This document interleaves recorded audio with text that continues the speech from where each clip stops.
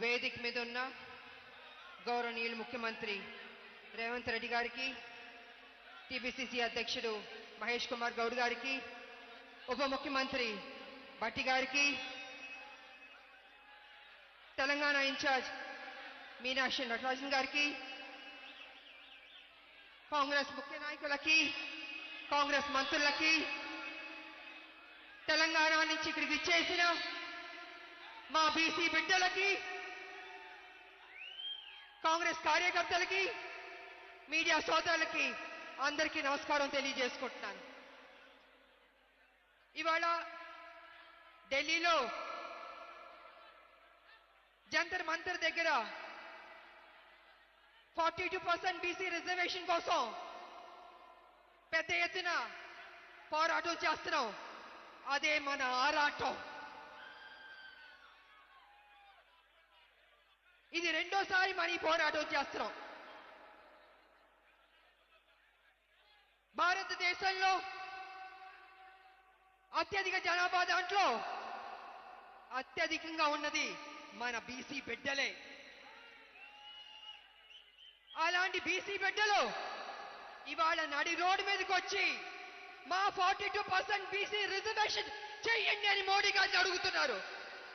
బీజేపీకి సిగ్గుందా అని అడుగుతున్నాను నేను. బీసీ బిడ్డలంటే అడుక్కోవాలా? ఇవ్వరా? న్యాయం చేయరా? అంటే మా శ్రమని దోచుకుంటారు, మా ఓట్లు గుంజుకుంటారు. కానీ పార్లమెంట్ లో బీసీ బిల్లు పెట్టి పాస్ చేయమంటే వెనకడుగు వేస్తారు. అయినా మేం విడిచిపెట్టాం. కాంగ్రెస్ ముందడుగు వేసింది, సాధించే వరకు విడిచిపెట్టే ప్రసక్తి లేదు. బీసీ బిడ్డలారా, తెలంగాణ ఉద్యమం అనేక కష్టాలు, నష్టాలు, పోరాటాలు చేశాం. ఫైనల్ గా సోనియా అమ్మ మనకి తెలంగాణ ఇచ్చింది, సాధించుకున్నాం. అదే విధంగా బీసీకి కూడా 42% రిజర్వేషన్ కూడా డెఫినెట్ గా సాధిస్తాం. వదిలిపెట్టే ప్రసక్తి లేదు. ఇవాళ నిజంగా బీసీ బిడ్డల గురించి చెప్పాలంటే చాలా తక్కువే. ఎంత చెప్పినా తక్కువే. మన భారతదేశం అభివృద్ధి చెందిందంటే దాంట్లో బీసీ బిడ్డలు పెద్ద పాత్ర పోషించారు. వాళ్ళ సాక్రిఫైస్, వాళ్ళ శ్రమ, వాళ్ళ కమిట్మెంట్, వాళ్ళ త్యాగాలు ఈ భారతదేశానికి ఇచ్చింది. చేతి వృత్తుల కోసం ఎంతో కష్టపడ్డారు. చేతి వృత్తులు చేసుకుని ఎంతో సంతోషంగా బతికేవారు బీసీ బిడ్డలు. కానీ ఇవాళ కాలం మారింది. యంత్రాంగం కాలం మారింది. మిషన్లు వచ్చేసినాయి, రోబోలు వచ్చేసింది. రోబోలేమో వంటలు చేస్తుంది, ఆపరేషన్ కూడా చేస్తుంది. అలాగే మిషన్లు వచ్చిన బట్టి ఇవాళ చేతి వృత్తులు కనుమరుగైపోతున్నాయి. మరి చేతి వృత్తులు కనుమరుగైపోతే వాళ్ళు ఏ రకంగా బతుకుతారు, ఏ రకంగా ముందుకెళ్తారు, సమాజంలో ఏ రకంగా పైకి వస్తారు? కాబట్టి రాహుల్ గాంధీ గారు జోడో యాత్రలో అనేక రాష్ట్రాల్లో ప్రజల్ని చూశారు, కలిశారు, మాట్లాడారు, వాళ్ళ సమస్యల్ని తెలుసుకున్నారు. ఆ తర్వాత ఒక నిర్ణయానికి వచ్చారు. కోలాగానా చెయ్యాలి అనుకున్నారు. తెలంగాణలో ఉన్న మన కాంగ్రెస్ ప్రభుత్వానికి, మన ముఖ్యమంత్రి గారికి కోలాగానా చెయ్యండి అన్నారు. అదేవిధంగా మన కాంగ్రెస్ ప్రభుత్వం సర్వేలు చేసింది, పద్ధతిగా కోలాగానా చేసి అపోజిషన్లో ఉన్న అన్ని పార్టీల్ని సలహాలు తీసుకుంది, సూచనలు తీసుకుంది, ఆమోదం తెలిపింది, అన్ని చేశారు పక్కడబందీగా. ఆ తర్వాత గవర్నర్కి పంపించారు, కేంద్రానికి పంపించారు. ఫైనల్ గా రాష్ట్రపతి గారి దగ్గరికి వెళ్ళాలి, ఆమోద ముద్ర పొందాలి. ఈ రకంగా ఒక ప్రాసెస్. కానీ ఇవాళ బీజేపీ వెనక అడుగు వేస్తుంది, మెలికెళ్ళి తిప్పుతుంది. నేను బీజేపీని, మోడీ గారిని ఒక విషయం అడగదలుచుకున్నాను. మోడీ గారు ఆ మధ్య జమినీ ఎన్నికలు చేద్దామని చెప్పారు. కానీ అపోజిషన్ వాళ్ళు జెమిని ఎన్నికలు చేయకూడదని భారతదేశంలోని అపోజిషన్ లీడర్లు అందరూ పార్టీలు చెప్పాయి.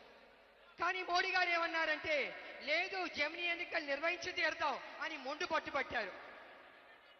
మరి మోడీ గారు జెమిని ఎన్నికలకి మీరు చూపించే శ్రద్ధ కొంచెం మా 42% బీసీ రిజర్వేషన్ మీద కూడా చూపిస్తే బీసీలకి న్యాయం చేసిన వారు అవుతారు కదా అని నేను మోడీ గారిని అడుగుతున్నాను.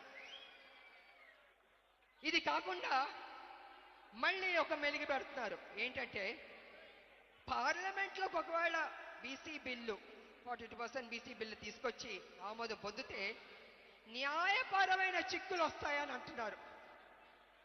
నిజంగా న్యాయపరమైన చిక్కులు ఉంటే మరి ఈ బీసీ రిజర్వేషన్ ఎలా అమలు చేశారు మోడీ గారు నేను అడుగుతున్నా. నేను అది అమలు చేసినప్పుడు 42% బీసీ రిజర్వేషన్ ఎందుకు చేయలేరు అంటే మీకు చిత్తశుద్ధి లేదు, చెయ్యాలని లేదు. మీరు బీసీ చెప్పుకుంటారు, ఇవాళ నడి రోడ్డున మీ హైదరాబాద్ కాదు ఢిల్లీలో మా బీసీలకి న్యాయం చేయడానికి గొంతెత్తి అరుస్తుంటే పట్టించుకోరా మోడీ గారు? మీరేం చేయదలుచుకున్నారు? మీరు బీసీలకి న్యాయం చేస్తారా లేదా అని ఇప్పుడు తెలిసిపోద్ది. బీసీలు అయ్యా మోడీ గారు మీరు ఏదైతే కుర్చీలో కూర్చున్నారో ఆ కుర్చీ తయారు చేసింది బీసీలే, ఆ కుర్చీలో నాయకులు కూర్చోబెట్టింది బీసీలే, కానీ వాళ్ళు బీసీలు అవమానిస్తున్నారు. దేవుడు గుళ్ళో దేవుడు ఉన్నాడే చెక్కబట్టిందే అది ఎవరు చేశారు? మన బీసీలు కాదా? అన్నం పెట్టే బీసీలకు అన్నం పెడతారా? ఆలోచించుకోండి మోడీ గారు.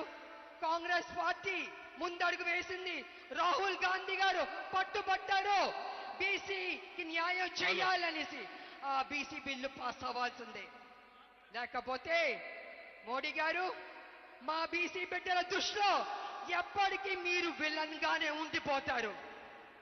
ఎప్పటికీ మీకు మా బీసీ బిడ్డలు ఓటు వెయ్యరు. కాబట్టి మీరు నిర్ణయం తీసుకుంటారా, బీసీలకు న్యాయం చేస్తారా అని మేము అందరం ఎదురు చూస్తాం. కాబట్టి ప్రజలారా విడిచిపడ్డొద్దు, ఈ అవకాశాన్ని మనం సాధిద్దాం. తెలంగాణ సాధించినట్టే బీసీ 42% రిజర్వేషన్ కూడా సాధిద్దామని తెలియజేసుకుంటూ జై కాంగ్రెస్. అందరూ గుండె మీద చేపెట్టుకుని జై తెలంగాణ, జై తెలంగాణ. ఎందుకు గట్టిగా చెప్పమంటానంటే సోనియా గాంధీ గారు ఇక్కడే ఉన్నారు. అమ్మ సోనియా అమ్మ మనకి తెలంగాణ ఇచ్చింది, ఆవిడ సంతోషిస్తుంది. కాబట్టి మన రాష్ట్రాన్ని మనం గౌరవం ఇవ్వాలి. గుండె మీద చేపెట్టుకుని జై తెలంగాణ, జై తెలంగాణ, జై కాంగ్రెస్. Thank you. మరొకసారి ప్రణీతి షిండే గారు విల్ స్పీక్ నౌ.